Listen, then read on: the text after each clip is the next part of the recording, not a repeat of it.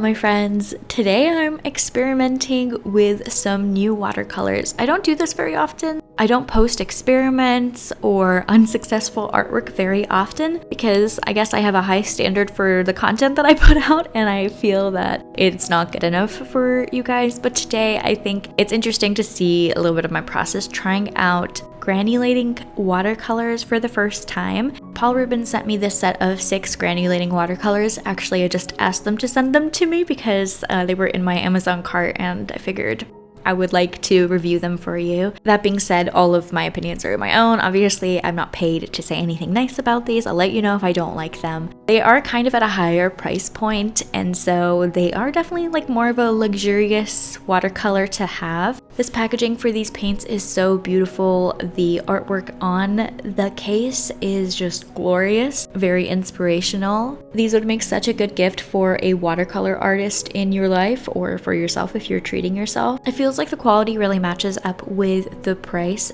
I also received this cold pressed watercolor block to use for the paints. I personally think watercolor blocks would work really well for this style of watercolors that I'm going to be experimenting with because they can hold the paper down without any warping, regardless of how much water is on the paper. When I say trying out granulating watercolors for the first time, I have in the past used them before. I have some of them in my palettes. However, I haven't tried out techniques that make them really shine. They've just sort of been at the back of my mind when it comes to watercolor painting. I do want to preface, I don't know very much about watercolors in general. I don't know much about pigments. I don't know how to control granulation in my own work, but let's do that together.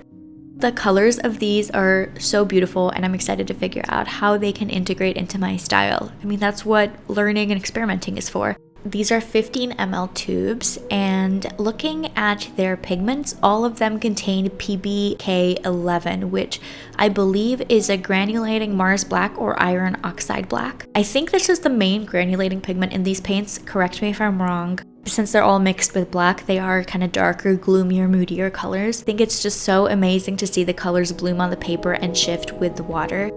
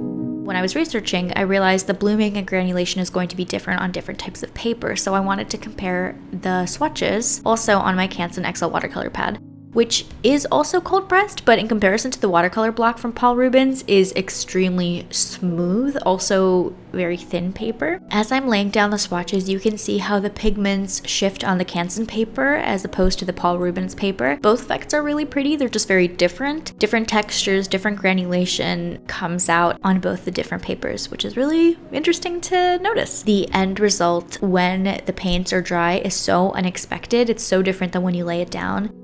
So now for the painting part. Enjoy seeing me experiment and also fail, but it's not about winning or creating something perfect. It's just about figuring out techniques for these. I'm going to be playing around with some different techniques when it comes to using these paints, and I'm also using, I believe, a squirrel hair brush because it can hold so much more water. It feels like this would be the appropriate type of brush to use for granulating watercolors. There are two techniques that are so pretty but I didn't use in this painting that I would like to in the future. It's misting the paper with a spray bottle and also adding granulated sea salt to areas where you want an interesting texture. I've done this in the past before, like when I was a teenager. I've done it with watercolors, but I've never done it with such beautiful, luxurious granulating watercolors that it would be so interesting to see how these paints react with, let's say, granulated sea salt on the top. Please leave me some comments down below telling me if you enjoy painting with granulated watercolors like these. What are your tips? Because they're so beautiful, but I am so nervous to use these in my regular work. I have no idea how they would integrate with my style. I feel shy around them like you would with a popular person when you're just like an introvert. They're just so cool and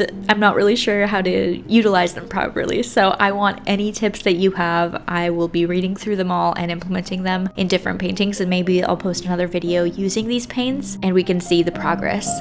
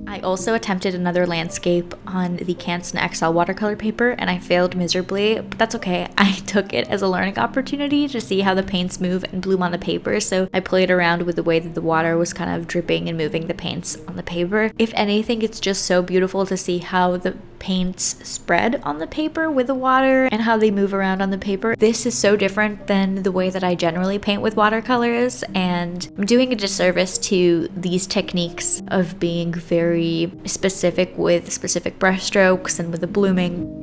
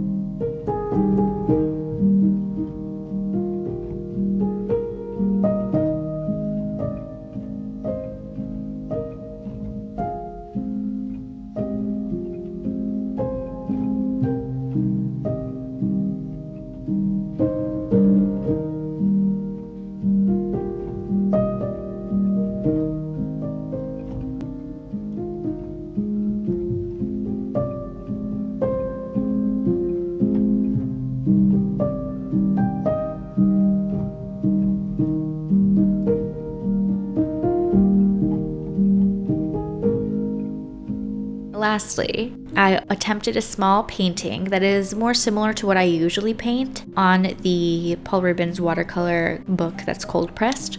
I know that in the future I would use these paints in combination with my other Paul Rubens watercolors since these colors are dark and desaturated. I also don't think that these provide a full gamut of options when painting because of the gloomy color scheme, but it was really fun to work with these in an isolated way. Especially with my general painting style, I very much enjoyed laying these down on the paper, but they're a little bit dark because black is the main unifying color in all of them. I would be interested to see how I could use these with my other maybe more vibrant watercolors.